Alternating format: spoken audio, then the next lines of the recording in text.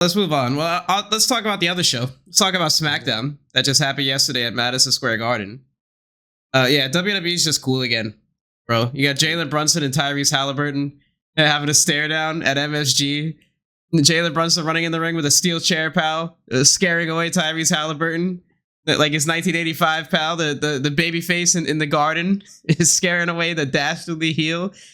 Yeah, the WWE is cool again. You got Triple H doing the Jalen Brunson pose in the back. That's all interesting. But the highlight of SmackDown, what everybody's talking about, is the Bloodline segment. Bro, I think that's a top 3 Bloodline segment of all time. I'm gonna say that segment was absolutely incredible. I had goosebumps the entire time. Paul Heyman deserves whatever award you want to give him, an Oscar, an Emmy, a Tony Award, well, whatever award he could be qualified for. Give him anything. Give him a Grammy for all I care. Give him some award. That was some of the best acting I think I've ever seen on WWE TV in my life, honestly. Like that, I mean, I can't praise that segment enough. That was spectacular. If you still discredit Solo Sikoa after that, I can't take you serious as a credible co-host, pal. Solo Sikoa is a big star now. After that, is he not? Well, first off, what's one great Solo or even good Solo Sikoa match you could point to me? What's one match he's ever had? John Cena, pal. What, a 10-minute beatdown versus LA Knight 2 weeks out before the Royal Rumble on SmackDown, pal. Good match, 3.5-star match. Dave Meltzer gave it 3.5 stars. Okay. No, let's talk about the segment. Forget Solo Sikoa matches. Let's talk about the segment. The segment itself, yeah. I mean, you mentioned Heyman. Like, I'm watching that segment gripped. It was similar to Paul Heyman's Hall of Fame speech, where I'm watching it going, this is one of those segments which you show this to wrestlers who are in training. Show this to wrestlers at wherever, at some 65-year-old ex-retired wrestlers wrestling school. How to do promos. Watch this. How to act to get the viewer to want to see your great match. Because there's no point in any great match if people don't care to see it. You know, this is the thing which Paul Heyman is like, he hasn't shaved in like a number of days to a week, clearly. So they get the camera angle in the cold light of day with all the lights beaming on his face. Hairs are coming out everywhere all over his face. His eyes are blood red. He's crying. He's devastated at the fact that, yeah, this is like not what he's used to for 4 years with his tribal daddy, Roman Reigns. Like, this is Solo asserting himself as the Bloodline's leader. Acknowledge me. I'm the alpha in the Bloodline. You, Tonga acknowledge me. And then Paul Heyman's like, he's having an out-of-body experience at this. Then eventually, yeah, like Solo snaps, they assault him. Like, this is one of the great segments in the history of the Bloodline story. And it's always these MSG segments. Remember the one last year, the 40-minute segment where Jey Uso is sobbing on the ground. He's like, you know, Roman takes a knee and he's about to like acknowledge Jey Uso. They got the tribal lay. Like they're both, you know, Roman's like shaking. He's quivering. And then he low blows Jey Uso and everyone's just like, boo. Like that was a year ago, basically. This is just as good. Some would say better. It just depends what you prefer. They're both excellent. Can't praise this enough. They're just one of these just great wrestling segments. These are the segments WWE do, which, as you say, is why wrestling is cool again. You show someone who's fairly casual, hey, watch this, and they know nothing about the story, and you just say, hey, there's this big family conflict with these big bunch of Jack Samoans, watch this.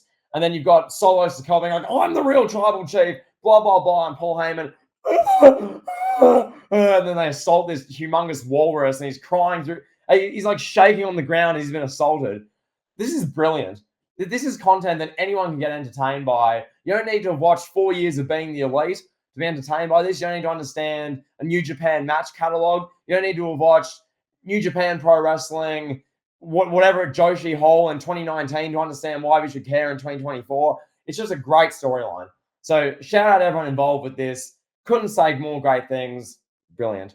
Yeah, and I don't think Paul Heyman has gotten beaten up like that ever, right? Like I can't remember a time where I've seen Paul Heyman like, yeah, he's gotten physical, like the time Jericho threatened him or when Punk threatened him, you know. But I don't remember seeing Heyman get his ass beat like that. Did you? No, I was watching it, like the segment yesterday, thinking, all I can remember was in Punk versus Brock from 2013 SummerSlam. Towards the end of the match, Punk puts his hands on Heyman. He's got his tie, and Heyman's like, ah, ah! And then Brock like F5s Punk on a chair and wins the match. That was like the most I've seen like Heyman previously get beaten up from my memory. Yeah.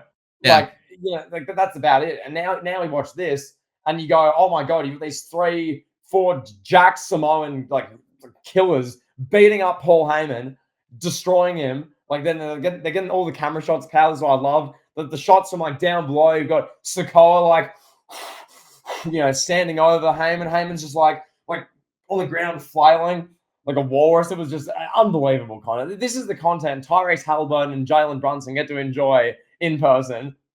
Yeah, and the beauty of this segment too is that like there's a couple things from just like the physical aspect of it. One, it shows how much trust WWE has in Solo Sikoa and these 3 newcomers in the Tonga Loa, Tama Tonga, and Jacob Fatu. I mean, these guys have been in WWE combined like what, a couple months. Like they haven't been on TV, but they've been signed for a few months, and they're beating up Paul Heyman. And Paul Heyman, I mean, these guys are all taking care of him. I doubt he felt a thing. That headbutt from Jacob Fatu. I always cringe now when I see the flying headbutt. Anytime somebody does it, and for obvious reasons, we're not going to speak about that. We don't want the algorithm taking us down. But for obvious reasons, the flying headbutt just makes me uncomfortable. And I'm sure it was executed safely and all that. And man, the Shield powerbomb through the table, that was, I mean, that's a statement of Roman Reigns. Roman Reigns' past life. And then some people on the internet are like, oh, John Moxley's going to come back, pal. That's why they're doing the Shield. I'm like, Yeah, I mean, we discussed this last time, and we've discussed this a few times now. Yeah, the reaction when Roman Reigns comes back, it's gonna be crazy. Now, it's gonna be like the Austin Pop from the January 4th '99 episode of Raw, where there's the whole beatdown. There's Mankind, the corporations being down, glass shatters at the whole arena. Like that was the pop when Heyman said, "I don't acknowledge you." The Solo, like the pop was like Austin level. That was crazy. And it's gonna be similar. Roman Reigns march down. He's just gonna be incensed, and if he just snaps and just beats down the entire like new bloodline, imagine that. I mean, he has to come back next week now, right? Or like the next couple of weeks. Like he can't. What is he gonna sit there and like Paul Heyman got destroyed, and he's gonna be sitting at home for like a month and a half now, just waiting? Like he has to come back soon. You would think now, right? We'll get to that in our Money in the Bank preview. Okay. We'll get to that. Okay. But with that being said, pal, brilliant. And then generally the SmackDown and MSG itself, I thought, I mean, the stuff they're doing with Cody, Orton, Owens, like working with the new bloodline. I mean, that has its own things in itself, as you touched on most of this, like last week with Cody and Orton, especially getting them on the screen together, working together. They're buddy for now.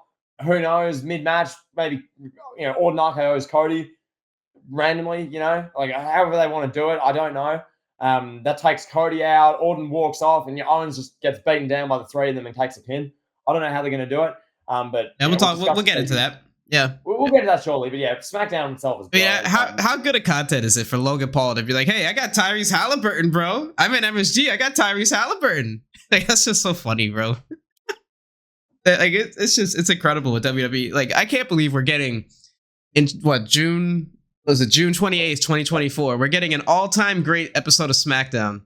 When literally like 3 years ago, we were getting Fergal like collapsing because the top rope broke as he's going for his finisher. It's unbelievable how much of a 180 WWE content has done. Did I give you some PTSD? I'm thinking about Jay Rance. I'm just thinking about Jay Rance screaming, "Oh, God killed Finn Balor." God didn't want Roman Reigns to lose the title to Finn Balor. Roman Reigns as Big E Langston is like the big storyline for like the summer of like the fall. And pal, literally 3 years ago, it was this time, it was July 2021. They was trying to shoehorn Finn Balor into Roman Reigns and John Cena, the 2 biggest stars of the last 25 years. They're trying to make Finn Balor the focal point. And then Fergal literally came out on SmackDown with tights so tight, his nut was popping out. That literally happened on a SmackDown. That was the content we were getting with Vincent K. McMahon. So now we get stuff like this, which makes you appreciate what we're getting. And pal, just one more thing before we move on. this is the sort of show you can show someone, one of your friends, pal, who only sees a few wrestling clips on TikTok, or I can show any of the people who follow wrestling loosely that I know, and they can enjoy pretty much most of the show. There's not like a you have to know X to enjoy this. It's just like, yeah, watch this 35-minute segment of family drama with these Jack Samoans beating up this, wise man walrus who's crying and putting on an Emmy performance. Watch that. Watch Logan Paul, who everyone knows, getting his buddy Tyrese Halliburton, who's like an enemy in MSG. Watch that. Like, it's so nice having a WWE product which is in touch. Like they get it. Like WWE in previous years, 10 years ago, if WWE was doing an MSG Smackdown, they wouldn't mention what just happened in the last month or two, the NBA playoffs, and do what they did there. They'd instead have like Machine Gun Kelly do a rap song for no reason. You'd have Kevin Owens beat up Machine Gun Kelly, and you'd be like, what am I watching here? Or you have like, Florida Georgia Line do a country music performance for no reason. Oh, all right, pal. You're killing me right now.